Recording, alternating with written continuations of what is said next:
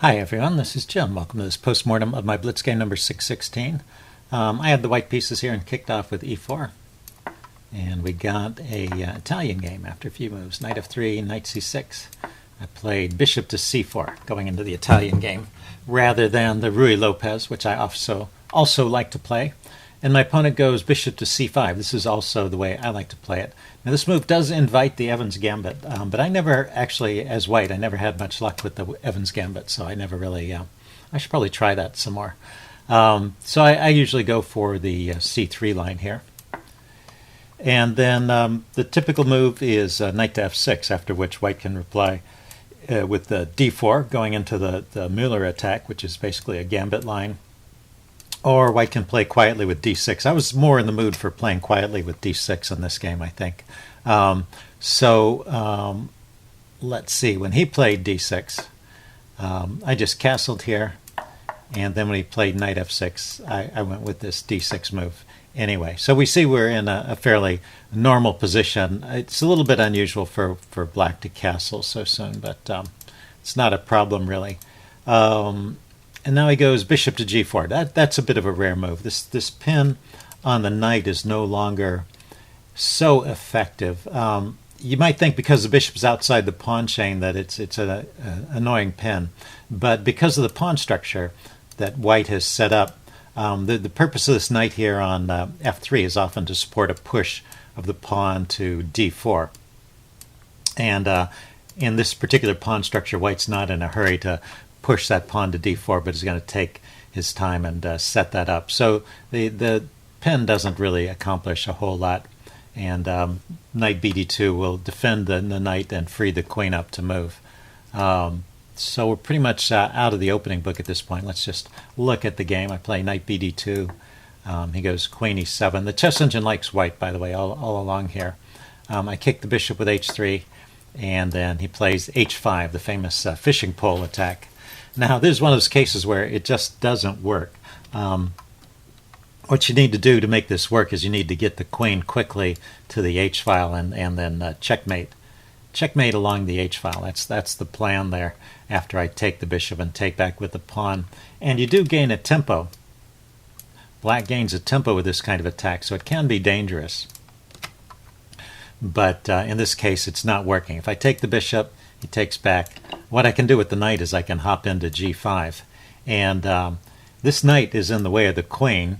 So if this knight moves out of the way so that the queen threatens my knight and tries to get over here, my queen could actually grab the g-pawn and then defend my knight and come over here and also help defend the h-file. So there's plenty of time to organize my defenses, and I'm just a pawn up. So I really should have stopped to think. I mean, the way I played is okay in a sense that it keeps an advantage to white, but I think just taking the bishop here is just winning, and you should do that. If your opponent offers you a piece and you don't see the attack breaking through, you should probably just take it. and then if your opponent's attack succeeds, then you will at least have learned something, because you should evaluate it first and determine if that's going to be successful or not. Anyway, I didn't do that. I just kind of declined on general principle and expanded on the queen side, typical fashion in this Italian game. And I went queen b3, looking at the f2 pawn, f7 pawn, and preventing him from castling. But he castled anyway. I guess he did find a good way to defend that pawn. But so at this point, I decide I should just take some of this material that's on offer. I can't just keep refusing the material. So I grab the pawn. This is all good. He decides to get his bishop out of trouble with bishop takes, knight takes, and then d5. Maybe he's trying to open up some lines, but really this just gives me another pawn. So I'm now 2 pawns up, and the chess engine evaluates this as just completely winning for white. So he continues with this strategy of complicating things with knight to g4. And now if I take the knight, it does open up this file with tempo, but I still have the bishop coming to g5 here. Let's turn on the chess engine just for a second here and see if I could have gotten away with taking the knight here. Yeah, h takes g4 is one of the moves. So once again, this attack is just not working. He takes, And then, yeah, instead of moving the knight, I leave the knight there and play bishop to g5. I can give up the knight and grab the rook, and I'm already a piece up, and that would put me a whole rook up, and it looks like his attack is not going anywhere.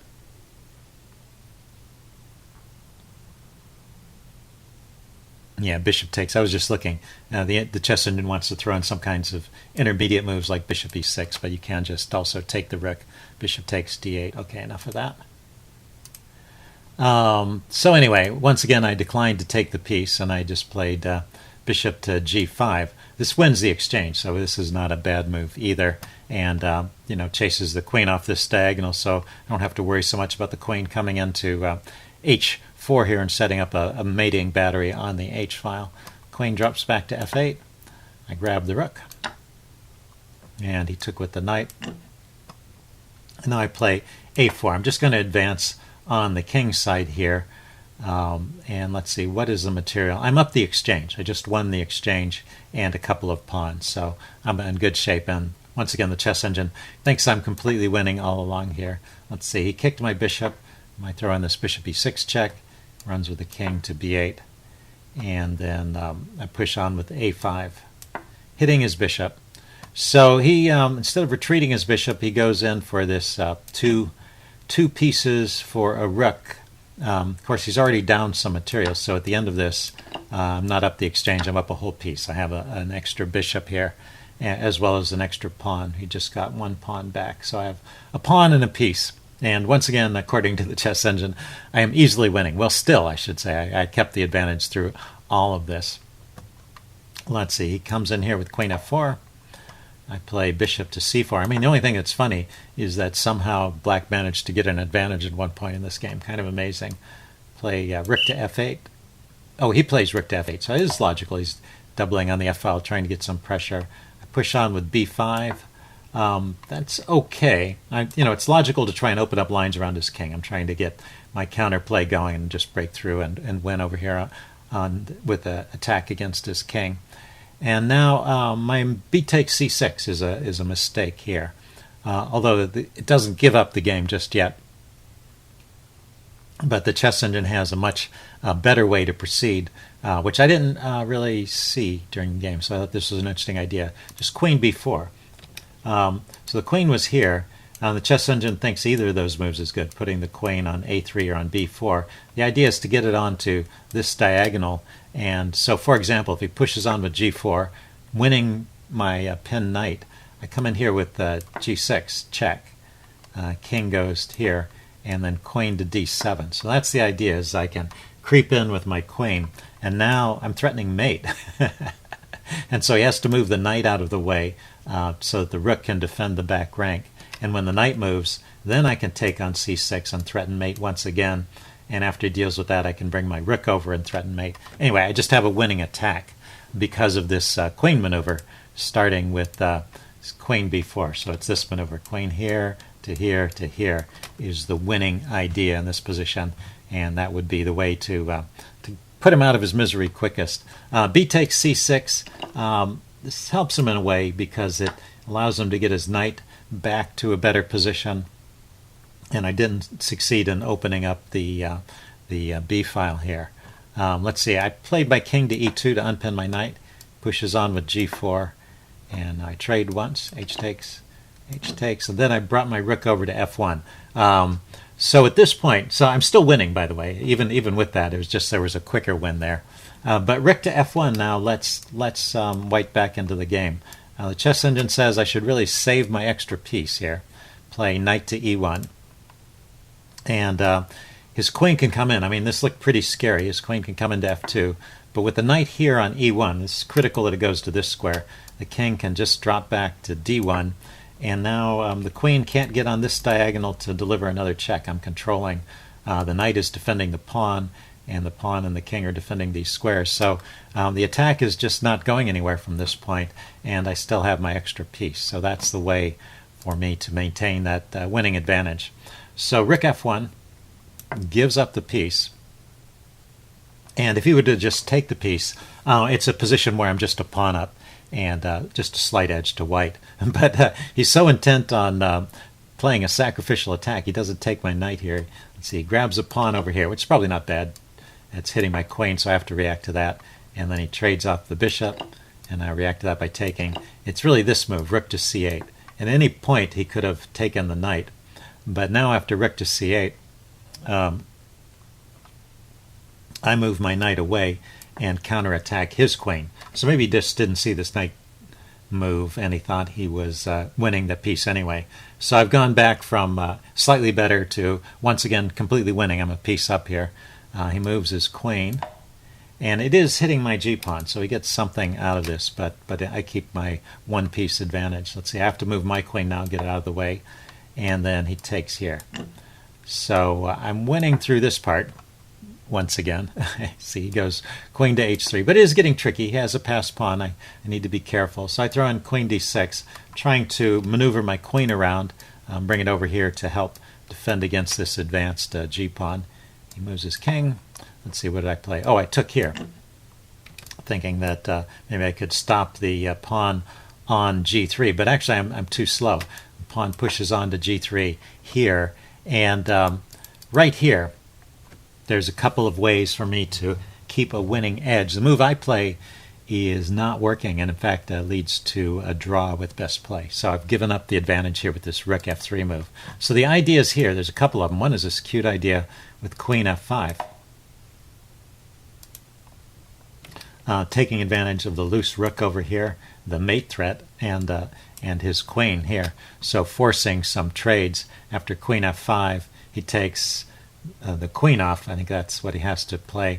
I take with the rook, and I still have time to get to stop this pawn. Even if he brings his rook over behind the pawn, I can drop my rook down and get in front of the pawn. So that's all working out okay. Let's see. In this position, the more prosaic way to win it is to just drop the rook back to f1. Just drop here, and when he pushes, you can put the rook in front of it, and I can hold it off this way. If he tries something tricky like queen h1, there is knight to f3 defending the rook.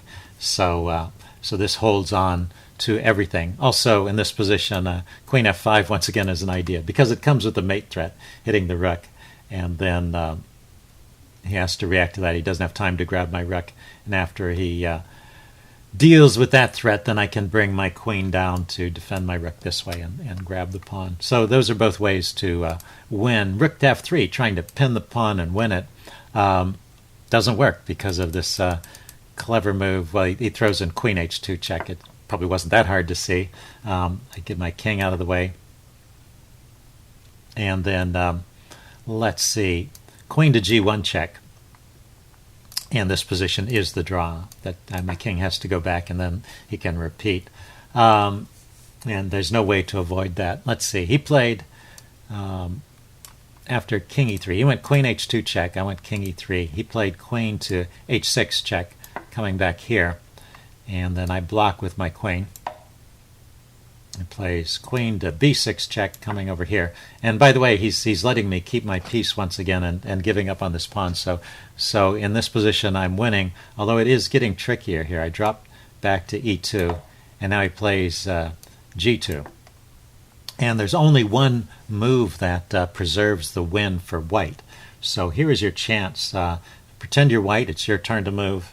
There's all these dangerous threats on the board. The queen is looking out at this square where his pawn is threatening the queen, but white has some threats too. So see if you can find the one move here for white that keeps the win for white.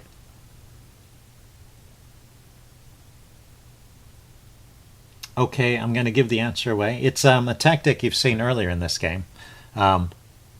So pause the video if you want some time to think about it. I'm going to give the answer away now. The move is queen to g4. So you hit the rook, and he hasn't got time to queen here because when you take the rook, it's checkmate. So he has to respond to that. And if he moves the rook out of the way to preserve it, then you have time to bring your rook over, pile up behind that pawn, and win it. So that is winning for white. After you win the pawn, you get back into a situation where you're just a piece up, even a piece and a pawn, and it should be a win from that point. Although, as we see, anything can happen. Anyway, after g2, I didn't spot that idea. I played rook to g3, and at this point, black is winning. Actually, black has the advantage for the first time in the game. So, shows the advantage of persistence. And also keeping it complicated. I mean, that's often an idea. So he queens, and I take it off, and he's up the exchange here for a pawn. So slight edge to black, maybe winning edge with good play. But anyway, the game continues. I played c4. My pawn was hanging. He goes a5. Let's see, now I go queen f5, hitting his rook. And he throws in queen to g2 check. I run with my king to d1, and then he played rook to d8. And that's actually the losing move. After this, I have a win. And I spotted this tactic, so that was nice to finally catch one. But it's just grabbing this pawn with check, and he can't defend the rook. And then from this point on, finally, I keep the edge the rest of the way. So it's just step through the game. I don't think there's a whole lot going on. I have two extra pawns and a piece, so it's not too hard to win this game. And forcing some trades makes it easier, and there's nothing especially challenging about this endgame. I just have to avoid any sort of stalemating tricks since I have so much force on the board. So I did eventually win that game, although there was that one moment in the game where he managed to get the advantage due to my incorrect plays.